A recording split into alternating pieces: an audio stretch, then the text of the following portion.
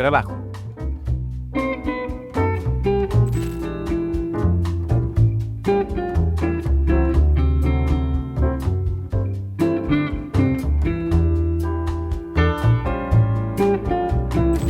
Kelly Olmos fue ministra de Trabajo, Empleo y Seguridad Social del Gobierno Nacional Argentino y actualmente es consejera del Partido Justicialista. Kelly, la verdad que un gusto charlar contigo. Yo pensaba en esta situación del mundo, de cómo está la Argentina, qué es el mundo del trabajo hoy. Viste que ya no tenemos Ministerio de Trabajo, hay un montón de cosas que no tenemos, pero ¿cómo es el trabajo? Porque están con esa idea de que el trabajo desaparece y a mí me suena extraña y casi que no tan veraz. ¿Cómo lo ves vos que sabes del tema? Mira, sinceramente yo lo que veo es que entrados como estamos en un cuarto del siglo XXI, nos quieren llevar en el mundo del trabajo al siglo XIX. Un siglo, digamos, previo al desarrollo de los derechos laborales y, digamos, muy asociado a un nivel de explotación inusual. Sí. O, mejor dicho, no inusual. Indeseable, para decirlo con más precisión. ¿Por qué digo esto? En el derecho laboral está claro que la relación entre empleador y trabajador es asimétrica y que el sector del trabajo es el más débil y en consecuencia tiene que interlocutar organizado para tratar de equilibrar la cancha. Ellos tratan de dejar sin efecto el derecho laboral, que es el que establece esto, y quieren volver, por un lado, al derecho civil y comercial. Ya no hay una patronal y trabajadores organizados, sino que lo que hay es un emprendedor y colaboradores. Eso va al derecho civil y comercial. Y a su vez, el derecho a huelga lo quieren transformar en derecho penal, ¿no? Digamos, desaparecen los derechos laborales. Desaparecen los derechos laborales y cuando desaparece y se debilita la organización gremial y desaparecen los derechos laborales, claramente lo que estamos hablando es maximización de ganancia y maximización de explotación. Por eso vos habrás visto que cuando hablan las nuevas formas del trabajo, en realidad lo que intentan es invisibilizar a la patronal. Claro. No hay patrones. No, claro. Estamos trabajando para una plataforma. Claro. Transforman la mediación, que es la plataforma, como si la mediación fuera la patronal, como si no hubiera un propietario o un sistema de propiedad de esa plataforma que lo diseña, que lo establece y que además se queda con la ganancia. Totalmente. Entonces, es muy importante decir, bueno, sí puede haber nuevas formas de trabajo, pero hay una institucionalidad de la que el peronismo ha sido siempre un enorme impulsor y que a su vez es la institucionalidad que asume la OIT, que es la de la negociación tripartita, donde esas modificaciones se tienen que metabolizar y transformar en nuevas normas, etc. Lo que no puede desaparecer es el marco de la relación laboral y el reconocimiento a los derechos, a la simetría, a la necesidad y al impulso a la organización para que haya más equidad. Es un fenómeno mundial ¿no? Es un fenómeno de Argentina. Lo que pasa es que nosotros tuvimos antecedentes que nos ponen en situaciones distintas, ¿no? Totalmente de acuerdo. ¿Y qué va a pasar con los gremios? ¿Cómo visualizás esto? Porque viste que también está que todos le decimos a los demás lo que tienen que hacer y en realidad son los propios gremios que deberían decidir, ¿no? Mirá, la Argentina conserva todavía una organización gremial que es ejemplar en relación a lo que ha pasado en el resto del mundo, donde efectivamente, como vos decís... Está todo atomizado. Está muy debilitado la organización gremial. El año pasado en OIT se volvió a discutir el derecho de huelga. ¿Por qué? Porque como vos bien señalás, esto es un proceso mundial, que algunos llaman tecnofeudalismo, yo lo llamo tecno-oligarquía. Bueno, también algunos lo llaman así, sí. Yo adhiero a esa posición, la de la tecno-oligarquía, que se ve a sí mismo muy pocas manos, sobre todo después de la pandemia, eso se concentró todavía más. Se ven como dueños de la humanidad, determinantes de quién va a trabajar, quién no, y están construyendo una sociedad mundial cada vez más fracturada entre una élite, digamos, que va a tener acceso a derechos y a privilegios, y digamos, y otro plano que está llevado a ser mano de obra barata. Y excluidos. Completamente. Y eso es lo que a mí más me preocupa del actual gobierno argentino.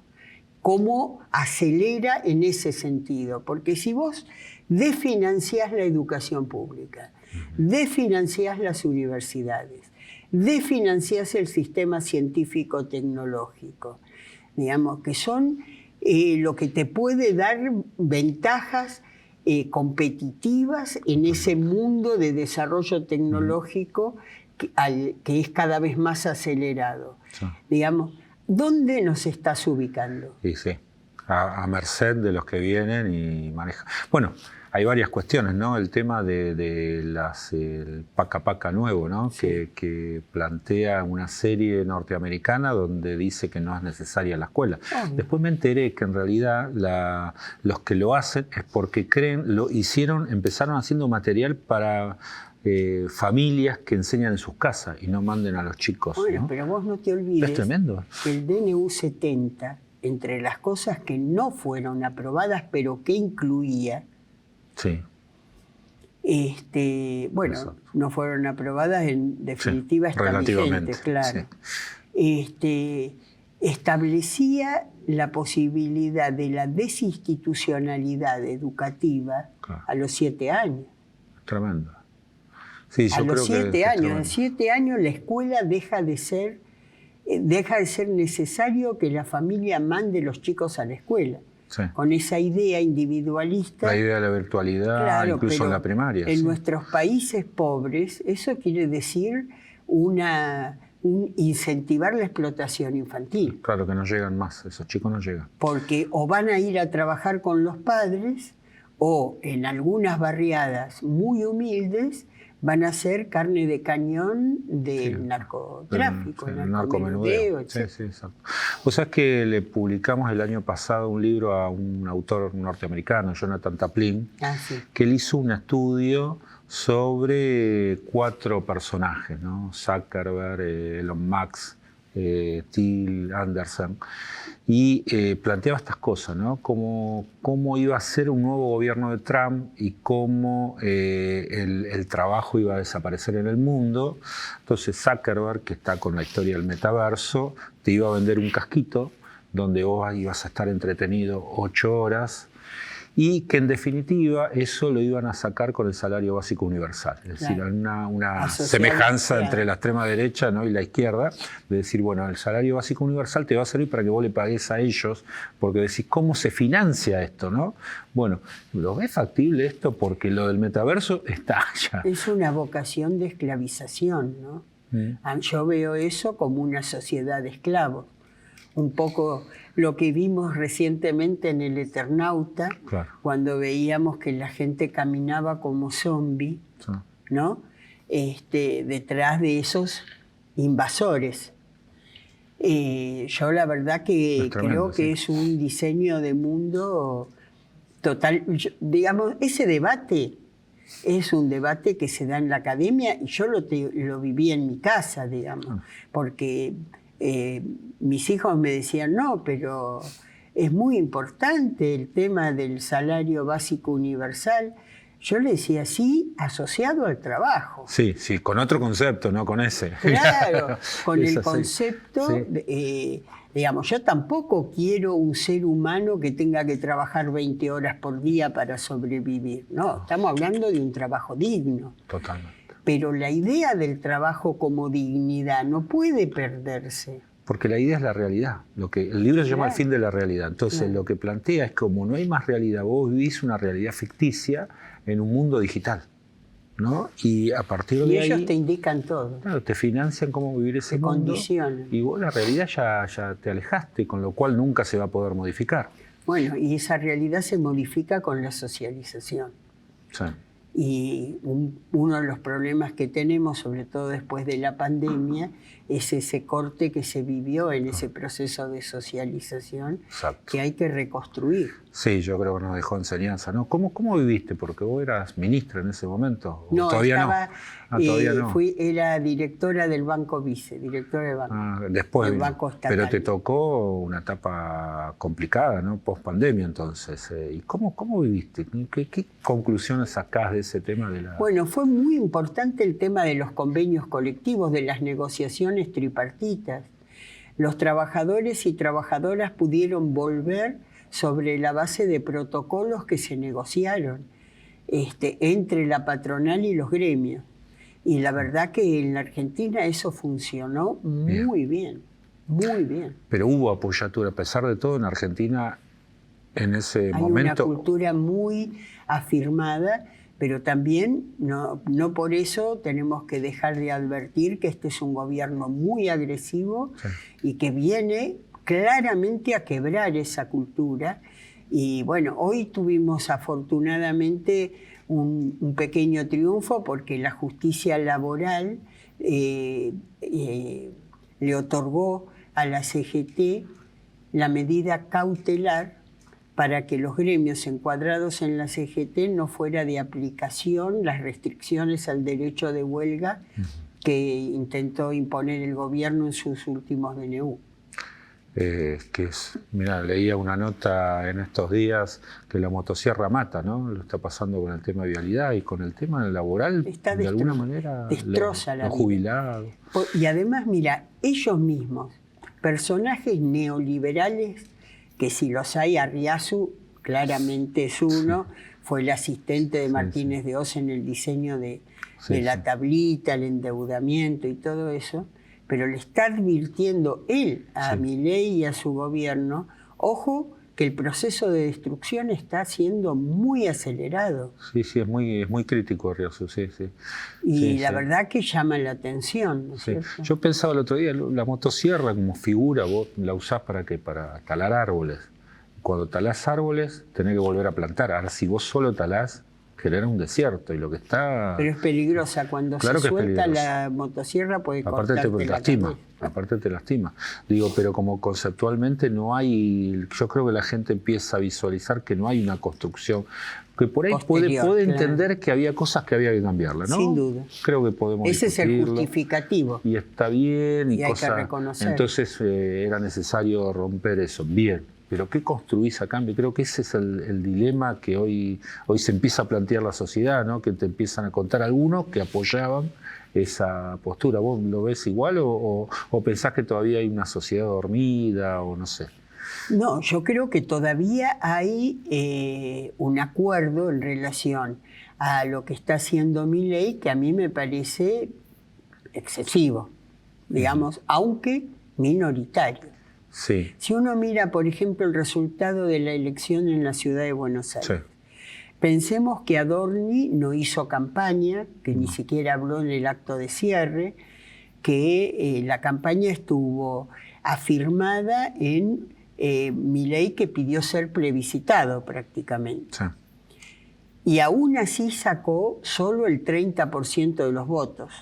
De una elección con pocos votantes. Con muy pocos votantes, que le permitió ser primero, pero para un plebiscito resulta como algo con sabor muy a poco, digamos. Incluso si vos ves los votos que obtuvieron las otras alternativas de derecha, como por ejemplo el PRO, que fue el gran derrotado, digamos, en esta elección, pero si vos le sumás el PRO, Rodríguez Larreta, el propio UCR, digamos, los que uno ve en el Congreso que siempre le están otorgando al gobierno de Milei la posibilidad de afirmar su sus iniciativas, vos te das cuenta que hay mucha gente de derecha que, como vos bien decís, podría coincidir doctrinariamente con alguno de los planteos, o la mayoría incluso de los planteos, y no quisieron darle el voto directo a él. No. Prefirieron, digamos, vehiculizar el voto a través de alguna fuerza aliada, convergente, pero no un cheque en blanco a él. Sí. No, es cierto eso. Bueno, el Papa Francisco nos hablaba de que no estamos en un cambio de época, estamos en un fin de época, y tal vez eso siempre es caótico, y por ahí tenemos que sufrir estos estertores, ¿no?, de la política. ¿Lo ves así? Uno ve, digamos, que fue una voz como discordante en este mundo de hoy ante liderazgos muy autoritarios, Sí. ¿no? Y decir, bueno, ¿será cierto? ¿Y qué viene después? Esa la... Para mí, el tema fundamental, yo estoy completamente de acuerdo. Creo además que la voz de Francisco se había alzado a nivel mundial prácticamente en soledad. Sí. Era prácticamente uno de los pocos dirigentes mundiales, si no el único, que instalaba una discusión sobre los valores trascendentales, y advertía permanentemente, digamos, los desafíos y los peligros que estábamos atravesando. Ahora, yo creo que para nosotros, y cuando digo nosotros, digo quienes abrazamos la política como militancia, no como profesión, sí, como forma de vida, sí, que es otra cosa, no como profesión. Es imprescindible subir la voz sobre la alternativa a esto. Digamos, yo no puedo sentarme a esperar que esto se agote, porque su capacidad destructiva es enorme. Es enorme, es virulenta. Es muy fuerte, sí, es enorme. Y el desequilibrio que hay entre destrucción y construcción te marca el problema que esto va a generar.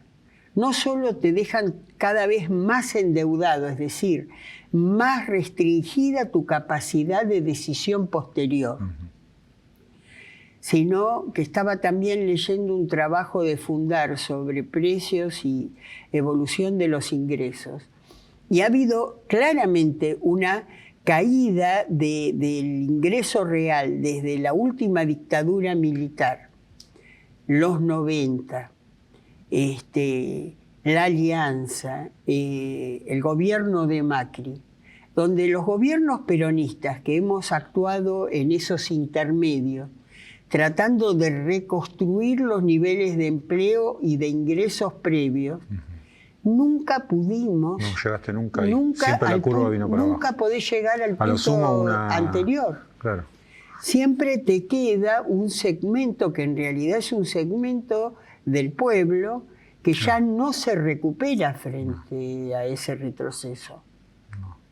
No, y esa exclusión es estructural, se convirtió en transforma en un que no tema, lo eran los 70. Claro, se transforma en un tema estructural. La capacidad de movilidad social ascendente, que a su vez genera tanta indignación y termina siendo caldo de cultivo de los intereses que lo provocan, claro. Digamos, es como un denominador difícil de revertir, ¿no? Sí, y aparte como que nos autoflagelamos de cómo construir, pero eso tiene que ser una construcción colectiva, claramente, sí. Y ahí tenemos ahí el peronismo un problema, tiene un déficit, una incapacidad ha demostrado de poder afirmar una institucionalidad, claro, para el debate y para la propuesta y organización, que tenemos que aprender del movimiento obrero, ese tema de la orgánica y la institucionalidad. A mí me parece que ahí hay un ejemplo que por supuesto no es, que uno puede decir es todo lo virtuoso, no, sí, pero en términos relativos le ha dado una preservación y genera condiciones que son muy importantes, ¿no? Perón decía que lo único que vence al tiempo es la organización. Sí. Y a mí me parece que nosotros le tenemos que dar, poner mucho énfasis en el tema de la institucionalidad. Sí.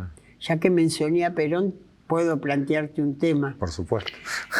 Cuando el viejo vuelve en los 70, que para mí, claro, yo soy esa generación, la última que Perón reclutó personalmente. Claro.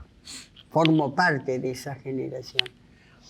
El legado que nos dio fue el modelo argentino para el proyecto nacional. Y yo lo que percibo ahí es que él nos dice, ya en ese momento, la democracia liberal y representativa era una condición necesaria, pero ya se veía como insuficiente, claro, para poder responder a las demandas del pueblo.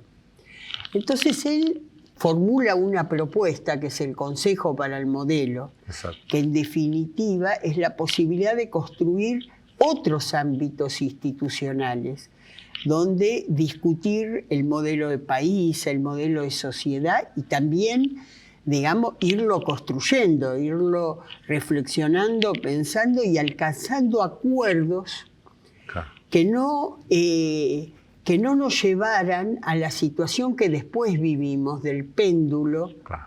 que es tan agotador Es para agotador. la sociedad. Sí, perturbador. Vos sabés que me decía la otra vez un compañero, porque charlábamos sobre los sistemas de representación. Claramente hay una insatisfacción democrática en toda la sociedad, con razón, y mucho tiene que ver con la representatividad. Y él me decía que cuando nace la provincia, vos te vas a acordar mejor que yo, la provincia de Chaco, la Constitución, parte de eso era elegido como solemos hacer ahora, y la otra mitad, o un poco más creo, era la comunidad organizada, era la posibilidad de que las instituciones se vean representadas. Hoy tenés legislaturas que no representan a toda la sociedad. ¿Quién representa a los jubilados hoy en las cámaras? Y a su vez el sistema de partidos políticos que tenían un rol, hoy lo perdieron.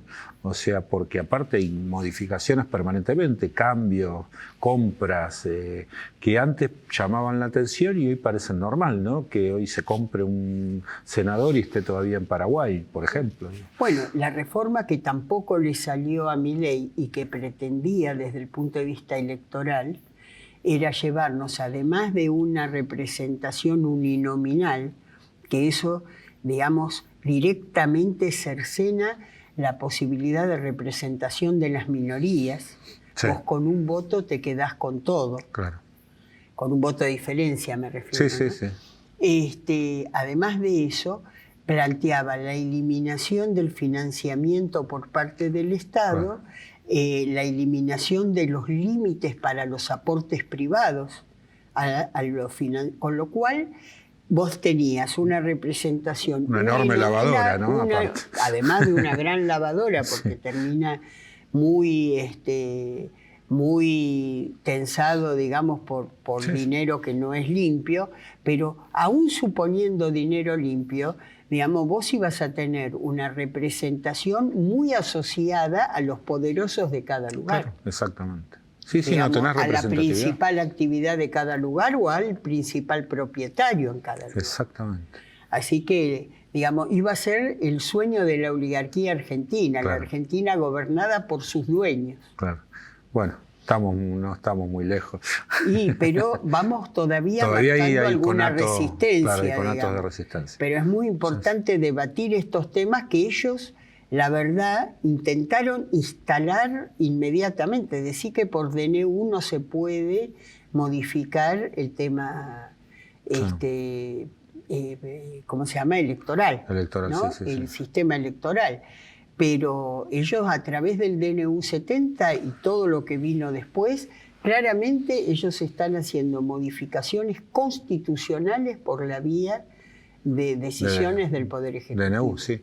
Sí, yo te digo lo que me quedé pensando en lo que veníamos charlando, digo, y este planteo que ellos hacen, en algunos casos tienen una razón, ¿no? Por ejemplo, la de votar a cada 2 años, y estamos todo el tiempo en los años electorales que no se gestiona, y todo eso como que también hace que todavía incremente la desazón con respecto a la democracia. Y con respecto a otro tema, la cuestión de flexibilidad laboral, que siempre está en la agenda, no deberíamos trabajar nosotros con las nuevas tecnologías. Participamos hace poquito de un encuentro de blockchain y demás. Con todas estas nuevas tecnologías, ¿no deberíamos proponer nosotros una modificación eso y no esperar que lo hagan los patrones contra los empleadores, digamos, con otra lógica? Mira, yo creo que no debería haber nada vedado a la revisión y la reflexión. Nada. Ahora, yo afirmo que nosotros tenemos una institucionalidad planteada para ese tema que para mí es perfectible, pero estable y permanente, que es la negociación tripartita. Nosotros nunca nos negamos a las modificaciones. Además, ellos dicen que nuestro sistema es viejo, como si hubiera estado, como si hubiera estado vigente. ¿Me entendés? Cuando se sanciona la ley ¿cómo se llama? Contrato de trabajo, la ley de contrato de trabajo, que le costó la vida a sus impulsores, porque el abogado laboralista, el compañero Centeno, junto con otros compañeros, fueron desaparecidos en la noche de las corbatas, digamos, por el crimen de haber diseñado una ley que establecía como institución central, además de muchos derechos de carácter laboral, la negociación tripartita como una negociación central en las relaciones laborales. Esto que no soporta muchas veces la patronal de negociar de igual a igual. Viste que Patrón Costa siempre decía que lo que no le podía perdonar al peronismo es que los trabajadores lo miraran a los ojos, que no bajaran los ojos. O que vos mires, por ejemplo, una enseñanza ahora se me fue justo el nombre de un ingeniero que formaba parte de los equipos de Keynes, que ya en la década del 50 se preguntaba por qué el sector del capital ganaba plata con las políticas que expandían los salarios y sin embargo siempre favorecían proyectos políticos que iban en contra de esos intereses y muchas veces terminaban perdiendo económicamente. Exactamente. Lo que pasa es que lo que defienden es un sistema de relaciones de poder que no aceptan que los trabajadores puedan sentarse a negociar de igual a igual. No es económico, es verdad. Es una en el fondo es político. Política y social, digamos. ¿No? Entonces, si eso surge de una negociación tripartita, de hecho, yo te quiero decir, en nuestro último gobierno, por ejemplo, hubo convenio colectivo del sector mecánico. Eso te iba a decir, lo de Piñanelli fue un ejemplo. Un ejemplo extraordinario donde un sector que venía orientado a la producción para el mercado interno se reconvirtió para la exportación y lo hizo... Y aceptó las condiciones transitorias. Exactamente. Y hoy, fíjate, y fue exitoso. Y fue muy bueno. Fue muy exitoso. Lo mismo el sector petrolero para favorecer el aprovechamiento de vaca muerta. Incluso el sector de los neumáticos creó una idea, bueno, tenemos que ceder en esta etapa, pero bueno, cuando sea una etapa expansiva queremos tener participación en las ganancias. Y las tuvieron. Y las tuvieron. ¿No? Sí, hay ejemplos que funcionan. Es decir, claro... Y ahora también tenemos ejemplos de lo que no funciona. Fíjate, la industria automotriz se está mudando toda a Brasil. Y sí, ahora otra vez como con Macri, porque esto es lo mismo pero más rápido, como decía el ingeniero. Digamos, ellos están pensando una Argentina preperonista y para eso tiene que ser preindustrial. Una Argentina de mano de obra barata. Eso, cuando vos estás en esas condiciones, la sociedad obviamente pierde conflictividad, es cierto, tiene menos conflictividad, pero también menos virtudes. No, la verdad que sí, es tremendo. Bueno, ya estamos terminando un café, pero bueno, me gustaría que otro día nos sigamos charlando todas estas cosas. Realmente sabés la admiración que te tenemos. Muchísimas gracias. Igualmente, creo que han construido una institución acá que es ejemplar, y yo aspiro a que nosotros podamos defender nuestro sistema universitario porque es una de los grandes capitales que tiene. Vos sabés que lo que mencionabas de Pignanelli, nosotros firmamos con ESMATA un convenio y formamos técnicos en higiene y seguridad de la industria automotriz, porque tenían una demanda de gente que no podían abastecer. Y ahora estamos viendo si lo podemos seguir o no, porque no hay financiamiento. No hay demanda. No hay demanda no hay demanda y tampoco hay financiamiento. Y tampoco va a haber financiamiento. Porque la destrucción que han hecho del Ministerio de Trabajo se han ensañado especialmente con lo que era la Secretaría de Empleo. Claro, con los programas. Entonces, eliminan, mirá qué cosas, capacitación y recapacitación laboral. Claro. Están eliminando el reconocimiento de capacidades adquiridas en el propio proceso de trabajo. Claro.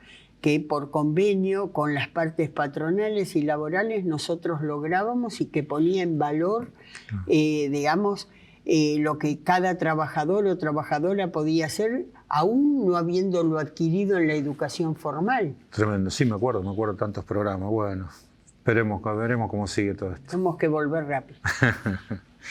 Pero mejores, esta vez sí, hay que... Seguramente. Hay que construir ese